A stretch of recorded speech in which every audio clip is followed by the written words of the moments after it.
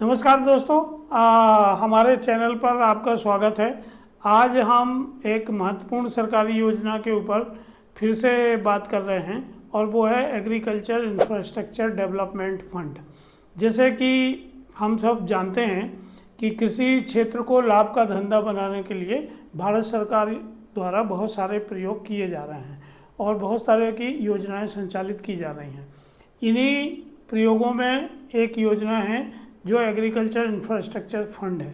ये एक वित्त पोषित योजना है जो भारत सरकार के द्वारा संचालित है और ख़ासतौर से ये पोस्ट हार्वेस्ट एक्टिविटी को सुधारने के लिए, इंफ्रास्ट्रक्चर विकास करने के लिए मदद करती है।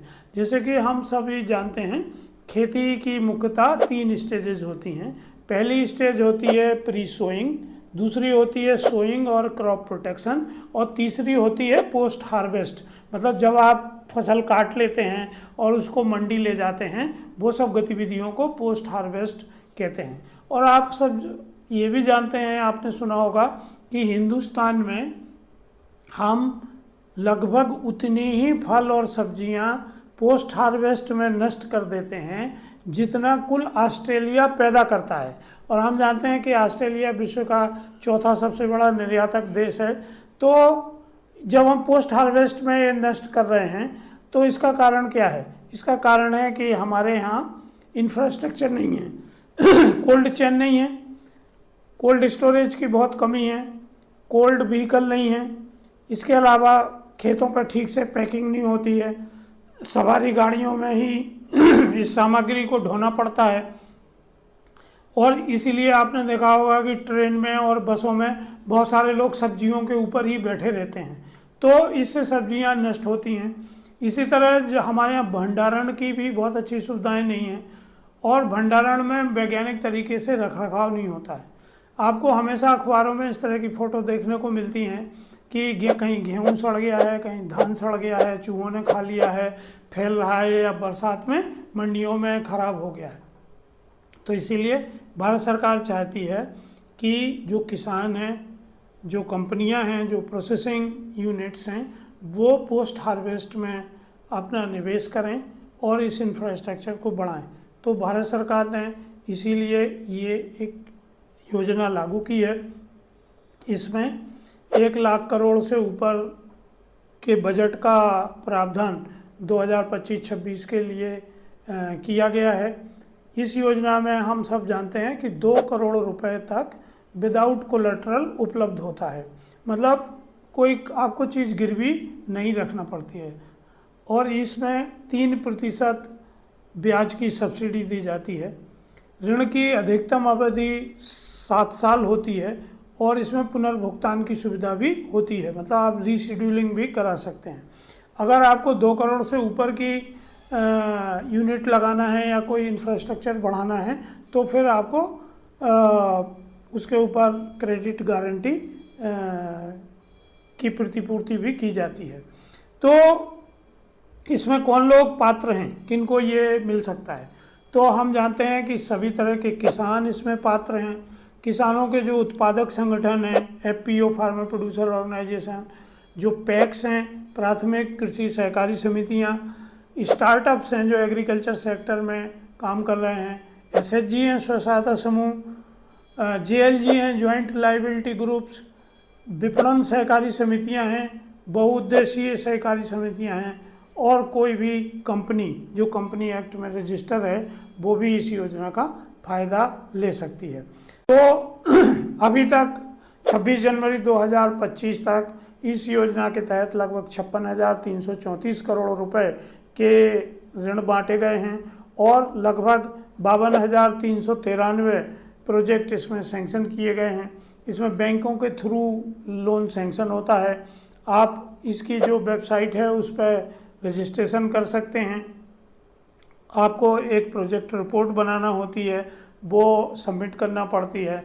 और इसमें सबसे अच्छी बात यह है कि जो ऋण स्वीकृत हुए हैं वो लगभग 97% से ऊपर के ऋण ग्रामीण क्षेत्रों में ही सैंक्शन किए गए हैं।